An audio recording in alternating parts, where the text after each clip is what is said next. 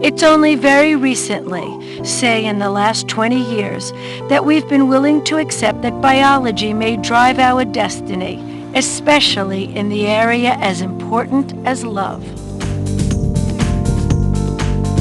But evolutionary psychology, the youngest of the love sciences, says that's exactly why we want what we want. According to scientists like David Buss, our deepest desires have been hardwired into the design of the human mind over hundreds of thousands of years. So when these scientists say there's a reason that men want women, but women want relationships, it's not just Mars and Venus, it's Charles Darwin. I view Charles Darwin as the very first evolutionary psychologist. In fact, Darwin said in 1859 in Origin of the Species that at the end of Origin, he said, in the future, psychology will be based on a new foundation, and that foundation will be evolution by natural selection. The law of natural selection, inspired by these inhabitants of the Galapagos Islands, may be the brutal basis for a different kind of dating rules. That is, the more successful maters will be the ones to pass on their genes.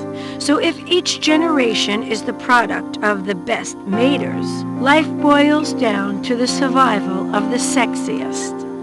That's fine for these animals, but it took about 100 years for scientists to get comfortable with applying this theory to the development of the human mind.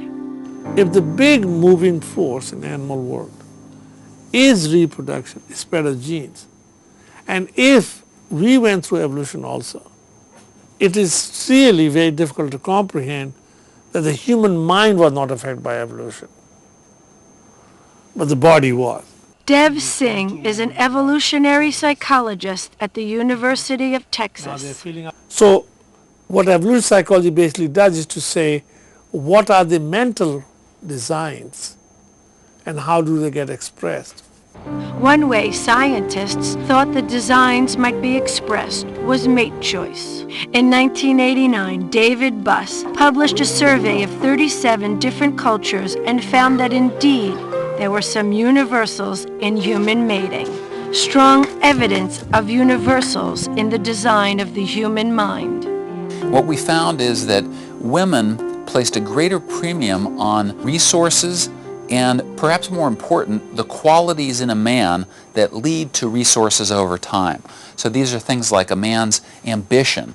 Women don't like to marry slackers. They like a guy with goals, with drive, with high social status, a guy who's intelligent, a guy who is somewhat older than they are.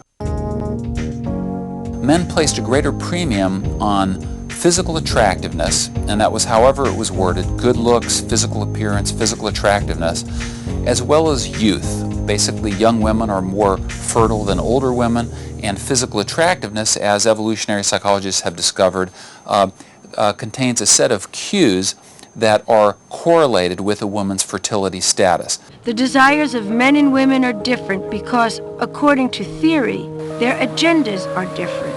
Men simply have to impregnate a fertile woman to have a child, while a woman puts herself and her child at great risk if she doesn't choose a man who'll stick around and help her raise it. What happens is that we become descendants of those mothers who chose to marry wisely. Okay? Those who chose unwisely are not our ancestors. Your body never really forgets that this is what sex is all about.